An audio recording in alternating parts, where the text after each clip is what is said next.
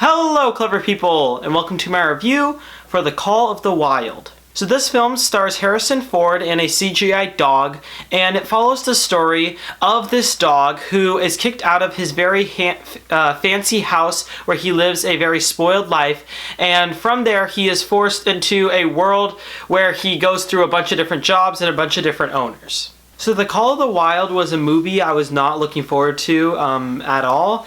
In my least anticipated movies of 2019 or 2020, I put Call of the Wild on there because I really did not like the look of the trailers. The use of the CGI dog looked terrible in the trailer, so I was really worried about that. And even just seeing the trailer, seeing a CGI dog completely took me out of the movie. So any excitement that I could have had was ruined by that. And I was very worried about that going into the movie, even after the reviews were better than I thought they would be. And I have to say, I actually did enjoy The Call of the Wild a lot more than I thought I would. Now first I do want to address the CGI dog because a lot of people are focusing on that when reviewing this movie. Is it a problem? Yes, it is. And I think it's very difficult to try to create a CGI dog using the basis of a human being, which is what they did for this movie. It definitely made it so that the dog moved in a way that was way too human-like, but honestly, I did not find it as distracting as I thought I would. Towards the middle part of the movie and into the ending, I was kind of fine with it. And that definitely helped with my enjoyability because I know that ruined the movie right away for a lot of people. And in fact, all of the animals in this movie are CGI. And honestly, I do support that idea. I think that it's best if movies use animals that are CGI rather than using real animals, because real animals aren't really made for film. You can make them do things, you can train them to do things in a non-harmful way, and you can get the results that you want, but it absolutely is best if you could just not include them on set at all, and instead use CGI, especially because in this movie, the dog does dangerous things quite literally constantly, things that would have just been so hard to train a dog to do, and if the technology is refined enough, and it doesn't cost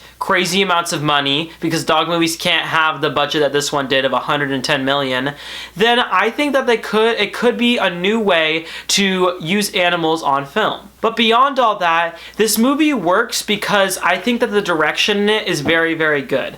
And it's very difficult to try to find necessarily what makes directing in a movie good. But the reason that I could tell that the directing in this movie was good because it had a really good tone. And it wasn't too much for children to not enjoy.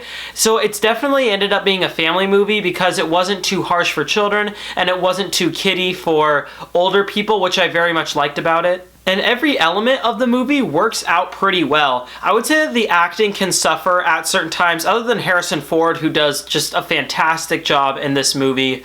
I think that the acting from some of the supporting cast can be a bit wacky or not necessarily what it should be at times, which is mostly comes from the fact that the director kind of made this movie to have characters that were over-exaggerated, which is fine, but when you have a tone like this where it's kind of focused on being a kids movie but also appealing to adults, it's really odd to try to include characters that are very caricature-y or villains that act very silly. And that was my problem with this movie, was the villains in it, particularly the villain that they have at the end of the movie. If you cut him out entirely, this movie becomes so much better instantly. I promise you that it would. But still, I felt emotional with The Call of the Wild, and I was thoroughly entertained while watching it, even from the beginning to the ending. It took me a while with the CGI dog, but after he left the house, I kind of accepted the fact that all the animals weren't going to look great, and from there I actually enjoyed myself, and I actually did end up enjoying The Call of the Wild.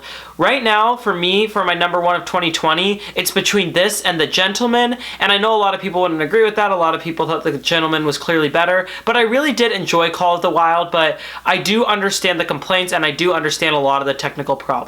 I will give The Call of the Wild a 6.75 out of 10. Alright, that concludes my review for this film. So, what are your thoughts on this movie, or what is your favorite dog movie? Comment in the comments section below, and let me know. I'm Robert Burke, and this has been The Clever Critics. Goodbye.